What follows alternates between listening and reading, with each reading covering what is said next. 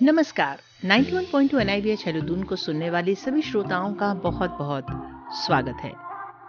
दोस्तों, ललित जोशी जो कि D.Ed प्रथम वर्ष के छात्र हैं, उन्होंने एक सपना देखा था डायरेक्टर सर का इंटरव्यू लेने का। उनके सपने को साकार किया 91.2 NIVH हेलोदून की टीम ने। तो प्रस्तुत है ललित जोशी द्वारा लिया गया डायरेक्टर सर का ये साक्षात्कार। नमस्कार। 91.2 NIVH हेलोदून सुनने वाले तमाम श्रोताओं का स्वागत है। श्रोताओं, आज मेरे साथ जो शख्सियत मौजूद हैं, उन्हें किसी परिचय की मोहताज नहीं। उन्हें निपवेड और निपवेड के बाहर से जर्रा जर्रा जानता है। कोई इन्हें सर तो कोई भगवान मानता है। तो मैं अब आपका तारुफ करवाता हूँ निपवेड के निदेशक महोदय डॉक्टर हिमांशु दास से। सर, स्वागत है। प्रणाम सर। नमस्कार सर, आप जिस मुकाम पर हैं उस मुकाम तक पहुंचने के लिए लोगों को सपना देखना भी मुश्किल होता है। तो सर, मैं और श्रोता जानना चाहते हैं कि आप इस मुकाम तक पहुंचे, तो अपनी सामान्य यात्रा के बारे में सर अगर आप बताते तो ठीक रहता। सर, मैं आसाम का रहने वाला हूँ। आसाम में एक बहुत ही बेहतरीन स्कूल हुआ करता था, अभी भी है, सैनिक स्कूल के नाम से।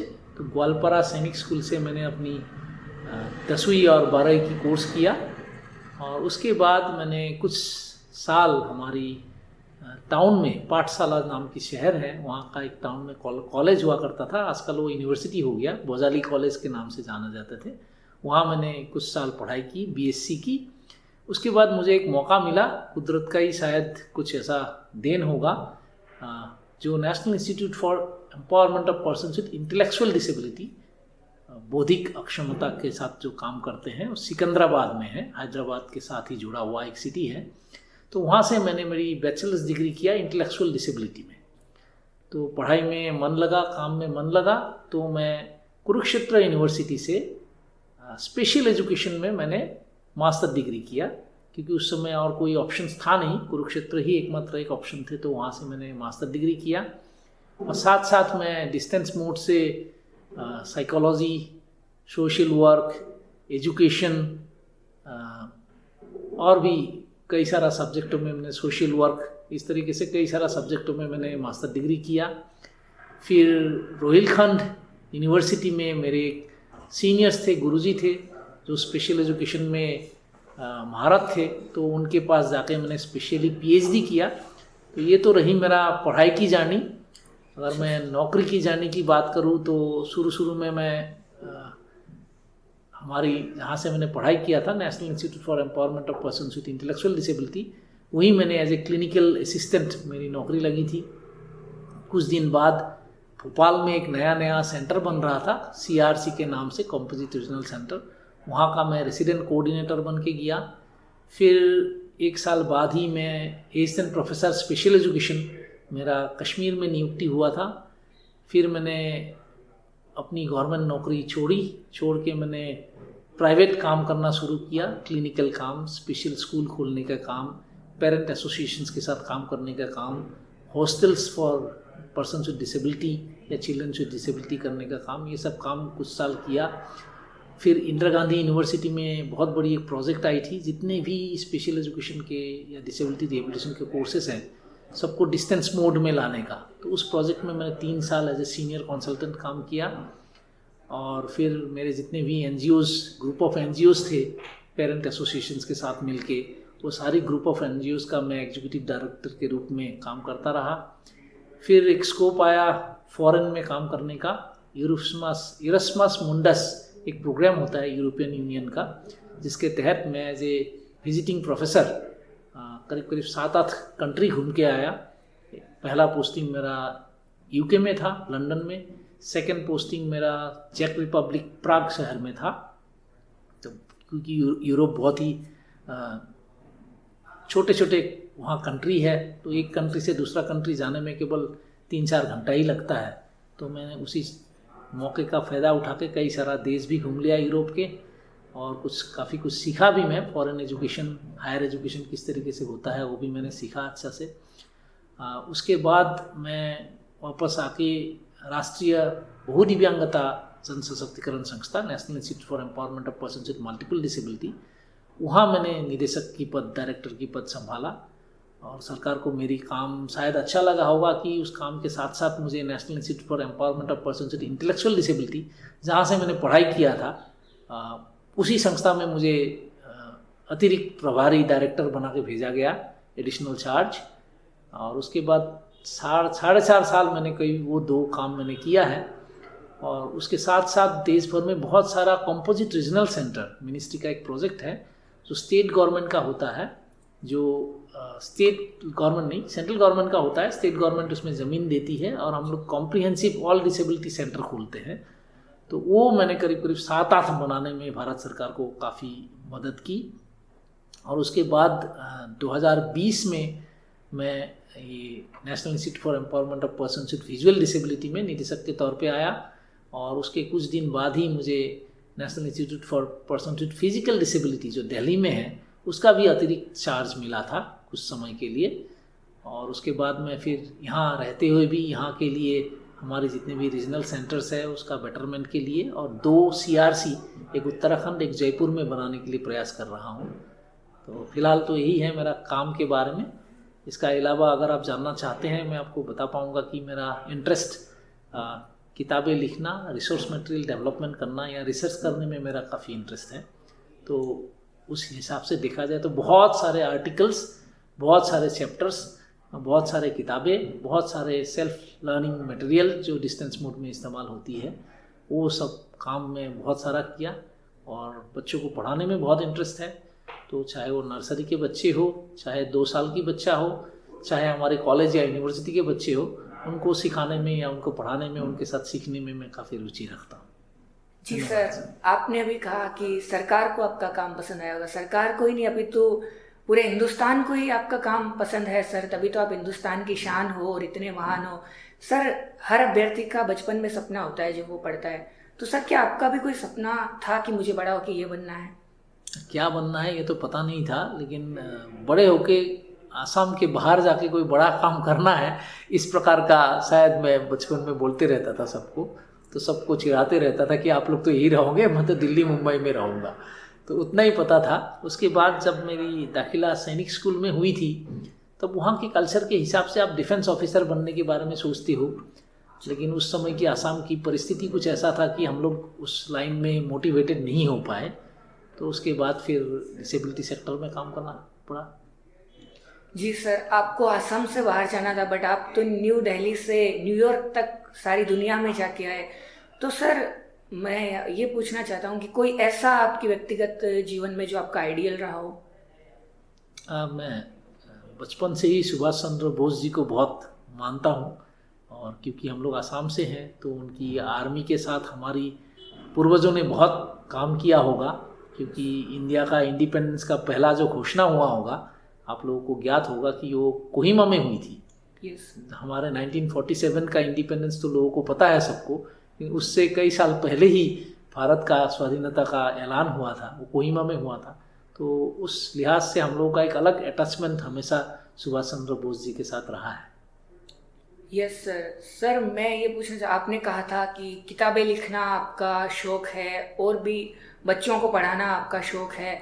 तो सर, आपने मतलब अभी रिसेंटली कोई बुक लिखी जो पब्लिश हुई हो या फिर? हाँ जी, पिछले हफ्ते ही हमारा जो world international day for disability था 3 दिसंबर को, उस दिन मेरी एडिटेड 2 किताबें पब्लिश हुई है। National institute for empowerment of persons with multiple disability, Chennai में इसकी वो हुई है, उन्मोचन हुई है। एक किताब है transition for persons with autism spectrum disorder के जो हमारे व्यक्ति होते हैं, तो उनके किस प्रकार से स्कूल से वो वोकेशनल, प्री वोकेशनल और एम्प्लॉयमेंट में जाते हैं, उसके ऊपर एक किताब आई है। और एक किताब हम लोगों ने सेरेब्रल पाल्सी के ऊपर एक किताब निकाला है, वो भी उसी संस्था से निकली हुई है। जी सर, मैं ये पूछना चाहता हूँ कि जितने मुकाम आपने एक जीवन में हासिल कर लिए, किसी आम इंसान के लिए तो 7 जन्मों में भी मुश्किल है।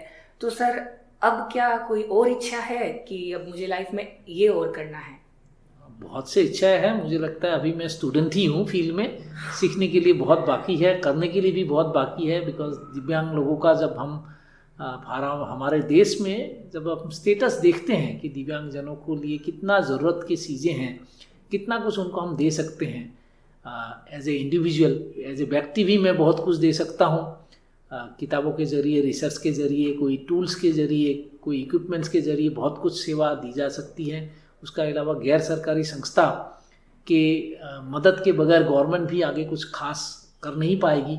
तो गवर्नमेंट गैर सरकारी संस्थाओं के साथ मिलके भी, या मैं खुद गैर सरकारी संस्था मेरा बैकग्राउंड रहा है, तो इस प्रकार के काम तो करते रहना पड़ेगा हमेशा। लेकिन पर्सनली अगर कोई मुझे पूछे तो मेरा बहुत मन है एक ideal complete higher education institution for human resource development in the disability sector. ऐसा कोई इंस्टीट्यूट हो जिसके अंदर physiotherapy, occupational therapy, speech therapy, audiology, special education for different disabilities और prosthetic orthotic engineering, psychology, rehab psychology, clinical psychology, हमारे करीब करीब 20-25 अलग अलग ब्रांचेस है, अलग अलग डिसिप्लिन्स हैं जिसमें हमारा ह्यूमन रिसोर्स की इंडिया में ज़रूरत है। चाहे वो सर्टिफिकेट कोर्स हो, चाहे वो डिग्री, डिप्लोमा और पीएचडी लेवल तक का हो। ऐसा कोई इंस्टीट्यूट अगर मुझे खुद खोलने का कभी मौका मिले, अवसर मिले, या सरकार का ऐसा कोई मिशन हो, कोई ऐसा बड़ा सेंट्रल यूनिवर्सिटी टाइप का बना के उसमें मुझे काम करने का मौका दे, तो मुझे बहुत गौरव होगा। जी सर, वैसे तो आपने अपनी मेहनत की बदौलत हर मुकाम को हासिल किया है। 91.2 NIVH हलोदून और मैं व्यक्तिगत तौर पे हमेशा दुआ करूंगा सर आपका ये सपना भी बहुत जल्द साकार हो। सर, आपने कहा किताबें लिखना, पढ़ना, पढ़ाना आपको पसंद है, इसके अलावा सर आपको कोई और शौक हो? खाना बनाना और खाना लोगों को खिलाना, ये दोनों बहुत पसंद है। पहाड़ी वादियों में मोटरसाइकिल चलाना बहुत पसंद है। कार लेके बहुत दूर दराज रास्ते में घूमना बहुत पसंद है। टूरिस्ट प्लेसेस देखना बहुत पसंद है। बाकी सबसे ज़्यादा पसंद तो आता है जब मैं बच्चों के साथ फ्री होके क्लासरूम के बाहर जब उनके साथ मिलता हूँ, खेलता हूँ, जुलता हूँ, वो मुझे बहुत पसंद आता है। जी सर, ये तो आपकी शख्सियत से ही मालूम पड़ता है कि आप बहुत ही घुलनशील हैं और इतने महान व्यक्तित्व के धनी होने के बावजूद आपके इतने साधारण से शौक हैं सर। ये आपकी सादगी ही है जो हर किसी को आपकी ओर आकर्षित करती है। तो सर, मैं आपसे ये पूछना चाहूँगा कि आपने जैसा कि बताया बच्चों के साथ खेलना और सारी चीज़ों पे आपने बताया, सर निपवेड में आकर आपको कैसा लगा 2020 में जब आप आए? शुरू में आया तो यहाँ का स्थिति, क्योंकि कोविड उस समय बहुत ही प्रकोप कोविड का बहुत ज़्यादा था। जी सर। तो उस समय कोविड मैनेजमेंट के दौरान हमारा सारा ध्यान केवल यही रहा कि हमारे बच्चों को, हमारे स्टाफ को, दृष्टिबाधित लोगों को किसी भी प्रकार की असुविधा ना हो। तो उसमें काफ़ी महीने लगे। उसके बाद 2-4 महीना थोड़ा सा काम में ध्यान देने लगा। उसके बाद फिर से कोविड आ गया। तो उसमें करीब करीब सेकेंड टाइम में भी हमारे यहाँ करीब करीब 200 लोगों को कोविड हुआ। और जैसे कि आपको पता होगा कि person with visual disability touch dependent होते हैं, एक दूसरे को छूते हैं या चलते वक्त बिस्तर में, बाथरूम में, टॉयलेट में, हर जगह उन लोगों को टच करना पड़ता है। तो इसलिए कोविड बहुत जल्दी यहाँ फैला। लेकिन ऊपर वाला की ऐसा कृपा रहा कि हम लोगों की मैनेजमेंट भी इतना बढ़िया रहा कि किसी को किसी भी प्रकार की खास नुकसान इस कैंपस में नहीं हुई। हालांकि हॉट जोन्स में बहुत जगह रहे, क्वारंटाइन जोन में हम लोगों ने बहुत, शायद ज़्यादातर कोविड समय हम लोगों ने क्वारंटाइन जोन में ही किया। लेकिन उसके बाद भी मुझे बहुत बेहतरीन लगा जिस तरीके से यहाँ के स्टाफ और स्टूडेंट्स हम लोगों ने कोविड के समय में और कोविड के बाद में भी इंस्टीट्यूशन को दोबारा एक नया आयाम देने की कोशिश में, अगर आप देखेंगे स्कूल इंडिया का टॉप स्कूल्स कैटेगरी में चला गया। हमारा लार्ज प्रिंट यूनिट जो है वो फाइनेंशियली बिल्कुल प्रॉफिटेबल सेगमेंट में आ गया। हमारा केंद्रीय ब्रेल प्रेस है वो प्रॉफिटेबल सेगमेंट में आ गया। हमारा clinical psychology, rehab psychology department India में एक फेमस डिपार्टमेंट एकदम से बन गया जो अब रिवाइवल लाए। स्पेशल एजुकेशन डिपार्टमेंट में आप देखेंगे पहले सिर्फ विजुअल डिसेबिलिटी को कैटर करते थे, आजकल हम लोग उसमें low vision, multiple disability, deaf blindness को भी कैटर करने लायक हमारी क्षमता विकास हुई है। हमारे पास जो रेडियो स्टेशन था उसका एक्टिविटी बहुत बढ़ी है। हमारे पास जो मीडिया एक्सेसिबल डिवीज़न था, एक्सेसिबिलिटी प्रोडक्शन डिवीज़न, वो बहुत तरक्की की है। हमारा जो स्किलिंग सेगमेंट है वो लोग भी नए ज़माने के हिसाब से, नया स्किलिंग के हिसाब से वो लोग सोचने लगी है। उसका अलावा हमारा जो एक liaisoning with the state government, liaisoning with community, liaisoning with different NGOs, और हर एक डिपार्टमेंट की एक जो अलग टाइप का उत्साह मैं देख पा रहा हूँ कि हर डिपार्टमेंट हर एक उत्साह के साथ हर दूसरा दिन कोई ना कोई ऐसा कार्यक्रम सामने रखते हैं जिससे हमारी संस्था की अवेयरनेस बिल्डिंग और लोगों में सेंसिटिविटी बिल्डिंग, एम्पैथी बिल्डिंग की बहुत बड़ी एक काम हो रही है। तो देख के बहुत अच्छा लगता है। सारे बच्चों के साथ जब बच्चों को खुश देखता हूँ, उनके ज़रूरतें पूरा होते हुए देखता हूँ, सारे बच्चे खुशी होकर मुझे बहुत प्यार से मेरे से मिलते हैं, जहाँ भी जाता हूँ गप्पे मारते हैं मेरे के साथ, तो ये सब देख के अपने आप अंदर से ही एक बहुत बड़ी खुशी का ऊर्जा महसूस करता हूँ मैं। जी सर, जैसा कि आपने बताया कि जिस समय आप यहाँ आए थे तो परिस्थितियों ने इम्तिहान लिया, लेकिन आपकी मेहनत का ही फल है कि ना आप थके ना आप हारे, इसीलिए नेशनल इंस्टीट्यूट नंबर 1 बन गया इंडिया में और बहुत सारी चीज़ें आपके आने के बाद डेवलप हुई। तो सर ये आपकी मेहनत का ही फल है कि आज हर स्टूडेंट यहाँ आता है तो चैन और अमन की सांस लेता है और आपसे इतनी आराम से मिलता है, क्योंकि सर आपकी शख्सियत ही ऐसी है, आप डाउन टू अर्थ हैं।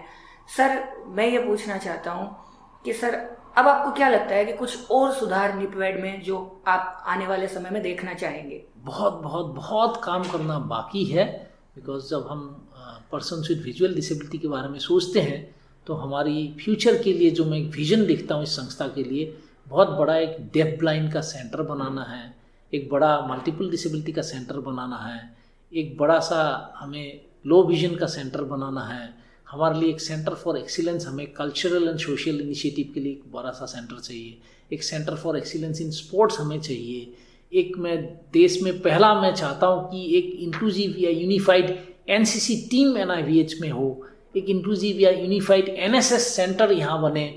इसका अलावा और भी बहुत सारे सेंटर ऑफ एक्सीलेंसेस हैं। मैं चाहता हूँ रिहैब साइकोलॉजी डिपार्टमेंट का, क्लिनिकल साइकोलॉजी डिपार्टमेंट का भी सेंटर ऑफ एक्सीलेंसेस बने।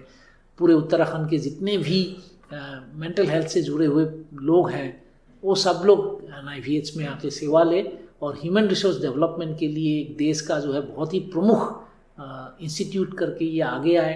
रिसर्च एंड डेवलपमेंट में हमें बहुत जोर लगानी पड़ेगी, उसमें हम लोग काफ़ी अभी मेरे हिसाब से पीछे हैं। उपकरण प्रोडक्शन की जो हमारी कैपेसिटी है, जो हम लोग एडिप स्कीम के अंदर असिस्टिव डिवाइस कुछ बनाते हैं, कुछ असेंबली करते हैं और उसको जो डिस्ट्रीब्यूट करते हैं, उसका स्कोप मुझे लगता है अभी हमारा जितना टर्नओवर है उससे करीब करीब 20-30 गुना ज़्यादा टर्नओवर उसमें हो सकता है। हमारा जो मीडिया एक्सेसिबल प्रमोशन सेंटर है उसका स्कोप बहुत ज़्यादा मुझे दिखता है। अगर प्रॉपर सपोर्ट हमें कम्युनिटी से मिले और सपोर्ट हमें कंपनीज से मिले CSR के अंदर, और पब्लिक सेक्टर अंडरटेकिंग से अगर हमारा CSR की पार्टनरशिप बेहतर हो तो बहुत ज़्यादा स्कोप मुझे दिखता है काम करने का। इसका अलावा स्कूल में भी मैं चाहता हूँ बहुत जल्द जो है हम लोग साइंस, कॉमर्स, मैथ्स ये तीनों 10th के ऑनवर्ड देना प्रोवाइड करना शुरू करें। एक देश का पहला मॉडल इंक्लूसिव केंद्रीय विद्यालय में इस कैंपस में लाने की प्रयास कर रहा हूँ मिनिस्ट्री ऑफ एजुकेशन के साथ मिलके। तो बहुत विजन प्लान मैंने इंस्टीट्यूशन को दिया हुआ है जो अगला 10 साल के लिए बहुत सा काम दिया हुआ है। तो उम्मीद यही है कि वो सब रास्ते में चल के हम लोग कहीं ना कहीं हर साल एक नया आयाम हासिल कर पाएंगे।